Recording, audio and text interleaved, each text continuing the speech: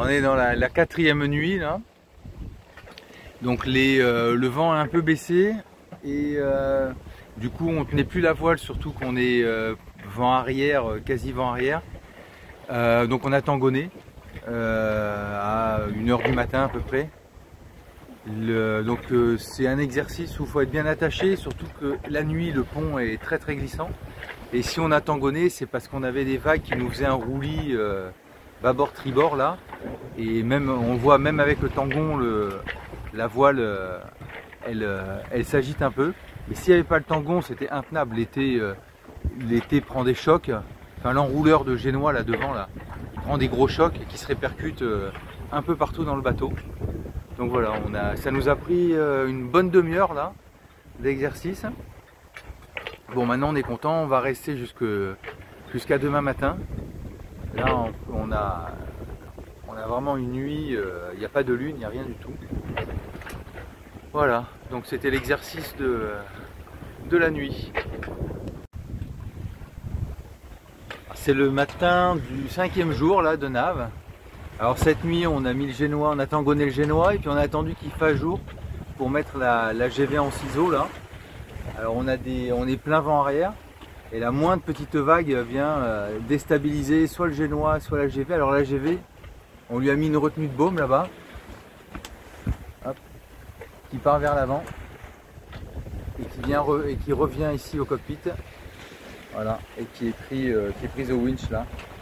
Ça évite que sur une vague, la baume vienne faire un empannage sauvage là. Mais bon là, on la surveille quand même parce que ces vagues elles sont pas très grosses, mais elles font vraiment rouler le bateau bâbord tribord de manière importante. Alors en même temps le soleil se lève de ce côté. Hop.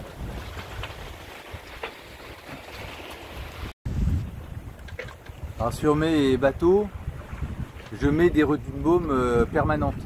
Voilà.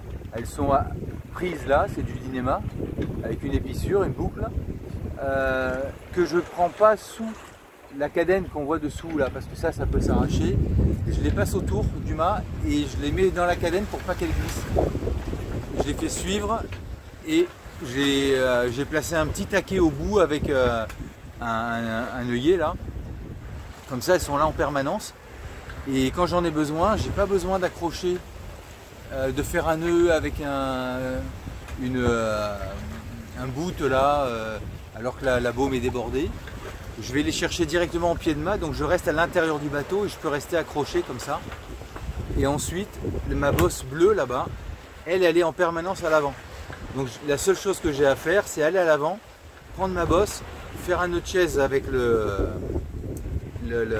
Dynéma, avec la retenue, et ensuite je viens étarquer directement à partir du cockpit. Voilà, donc et ça fonctionne, c'est la même bosse qui fonctionne pour la retenue bâbord et la retenue tribord. Il est à peu près 1 h du matin, on est allé à l'avant là pour modifier la configuration. En fait, ce qui s'est passé, c'est que on a dû changer de cap. Et ce changement de cap nous a fait changer d'allure, c'est-à-dire qu'on prenait le vent bâbord à mur, et là on prend le vent tribord à mur, c'est-à-dire que le vent venait de bâbord, et maintenant il vient de tribord. Mais on est toujours sur une allure portante, c'est-à-dire qu'on a toujours le vent dans notre 170 à peu près. Faut imaginer que notre 0 c'est devant nous, et puis notre 180 c'est derrière. 170, le vent vient de là. C'est-à-dire qu'on a gardé le génois tangonné. Ce qu'on a fait simplement, c'est qu'on a empanné. Et c'est-à-dire qu'on a fait basculer la voile, la grand voile qui était sur tribord, on l'a fait basculer sur bâbord. Et à cette allure-là, quand on a le vent au 170 sur bâbord, la grand voile vient d'éventer le génois. Donc comme le génois était déjà tangonné, on a gardé l'option de rouler la GV parce qu'elle coupe complètement le génois. Alors, c'est une manœuvre de nuit, ça veut dire que il faut aller à l'avant pour enlever la retenue de baume. Donc on est attaché, et puis surtout le paramètre, c'est que le pont est très glissant parce qu'on a toute l'humidité de la nuit qui est là. Lorsque on est deux à le faire, c'est bien, en tout cas moi j'aime bien, pour que ça se passe bien décortiquer avec le binôme toutes les étapes. C'est-à-dire, et ça va de éclaircir les écoutes, enfin de rendre propre un peu le pont, de vérifier qu'il n'y ait pas de coque, des sortes de petits nœuds dans les écoutes. Quelle est la première étape, la deuxième, et puis après on fait quoi, puis après je reviens, et à ce moment-là on fait quoi. Voilà, que ce soit bien clair pour tout le monde, quelles sont les étapes successives. C'est ce qui fait qu'après la manœuvre se passe bien. Et on n'est pas dans une loi de l'emmerdement maximum avec une succession de petits problèmes qui causent des problèmes plus gros. En tout cas, nous, c'est comme ça que l'on fait à bord. Quand on a une manœuvre un petit peu technique, alors pas parce qu'elle est compliquée, parce que là c'est pas très compliqué d'enlever une retenue de bord, mais voilà, il fait nuit, il y a du bruit parce qu'il y a du vent, le bateau bouge, il est glissant, tout ça, ça rend la manœuvre, ça demande plus de vigilance que quand on le fait de jour. Alors je finis mon quart de nuit sur un lever de soleil vraiment magnifique. C'est une belle récompense pour tous ces efforts. Je voulais vous parler un petit peu de mon logbook, de mon livre de bord. Alors livre de bord, j'ai pas un livre tout fait, je le fais moi-même. Et après je rassemble mes feuilles par année de navigation. Donc là j'ai une première page ici qui reprend en haut les caractéristiques du bateau, le nombre, les membres d'équipage, le skipper. Ensuite j'ai un volet sur la préparation du bateau, le plan de navigation ici, et puis tous mes checks pré-nav qui sont un peu plus bas. Et de ce côté une partie plutôt météo et puis vérification, check de tout ce qui est sécurité. Et j'ai ensuite une autre feuille. Alors c'est dans une petite pochette comme ça parce que je le prends sur le pont avec moi. Je le mets dans un endroit qui grimpe à l'eau. Et comme ça me permet de le remplir régulièrement. Sinon, descendre à chaque fois dans le carré pour remplir la ligne, ça devient vite lassant. Et puis au final, on ne le fait plus.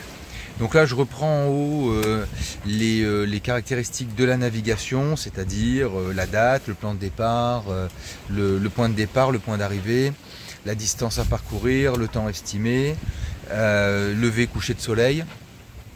J'ai aussi une partie consommation parce que je fais tourner le dessal donc pour le nombre d'heures. Et puis ensuite, qui est en veille, l'heure, la date, l'état de la mer, toutes les caractéristiques de nav, mes points GPS. Et puis d'un autre côté, le nombre d'heures d'utilisation et du moteur et alors c'est en anglais parce que moi je travaille en anglais, donc engine et watermaker, c'est moteur et dessal. Et puis à la fin de la page, j'ai une ligne de récap sur la durée totale de la nave, nombre de jours, nombre de milles parcourus le jour, la nuit, etc.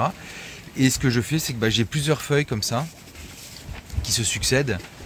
Et une fois que la nave est terminée, je rassemble ces feuilles avec la première. Et on a aussi sur le bateau une fiche pour l'AIS. Voilà, qui nous permet de faire du suivi de bateau à l'AIS de manière beaucoup plus simple. Et celle-là aussi, je la rajoute dans la navigation à la fin. Donc j'ai souvent 4, 5, 6 feuilles qui correspondent à un seul passage, une seule navigation hauturière. Et après, voilà, c'est classé par date et par année. Donc je sais pas si moi je fais comme ça, j'ai trouvé que c'était beaucoup plus simple et puis surtout on le faisait. Voilà, parce que le problème de remplir le livre de bord, c'est que comme on travaille beaucoup avec de l'électronique, botting, etc., tout un tas d'applis, à la fin on remplit plus le cahier, on fait pas de report sur carte non plus, puis le jour où il y a un blackout, le jour où il n'y a plus rien qui marche au niveau de l'élec, on est un peu embêté, quoi.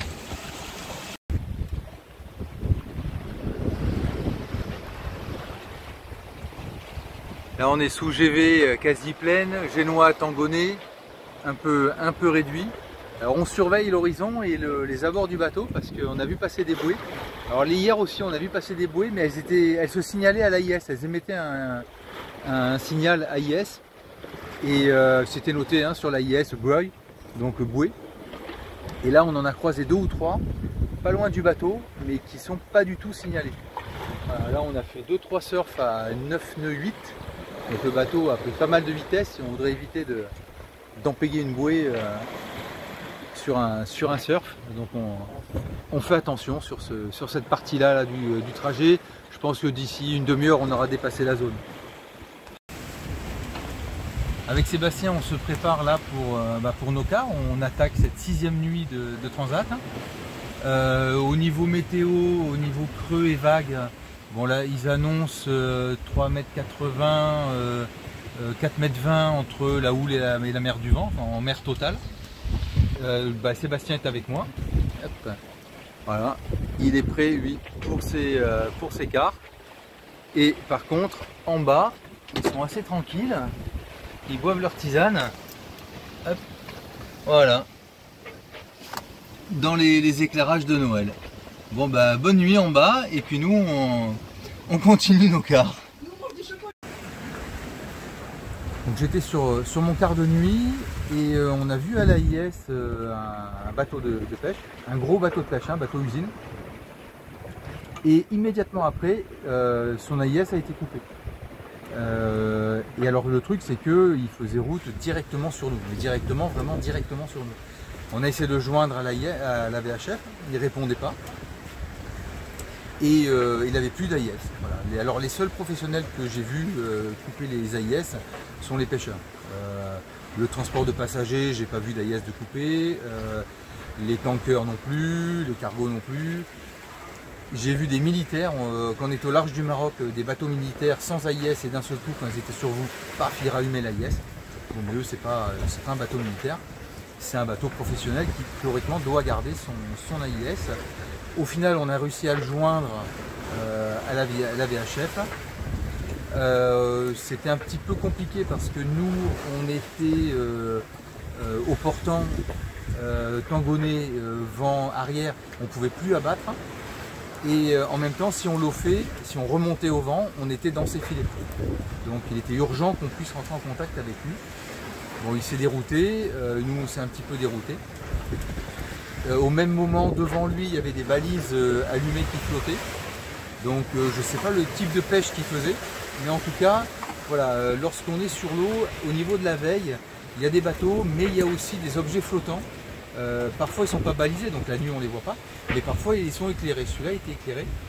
Un autre élément, c'est que j'ai ma torche comme ça, et lorsque je ne suis pas certain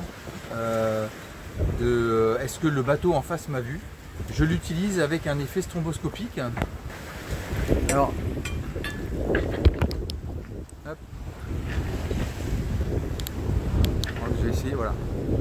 Donc la lampe, elle fait cet effet là au niveau stromboscopique. Alors quand vous avez soit votre génois, soit la GV ouverte en plein qui fait ça, là je peux vous dire que le bateau en face, il est obligé de vous voir. Alors je trouve pas mal d'avoir ce type d'outils pour se faire repérer, parce que je ne suis pas convaincu que les personnes chargées de la veille veillent forcément tout le temps. Et en tout cas c'est l'expérience qu'on en a, c'est qu'on a quand même des bateaux, soit qui disparaissent sur les AIS, soit on s'aperçoit relativement tard, ou alors quand on les appelle à la VHF, ça répond pas. Voilà, donc cette lampe là, si vous arrivez à en trouver une qui fait stromboscopique, c'est quand même pas mal.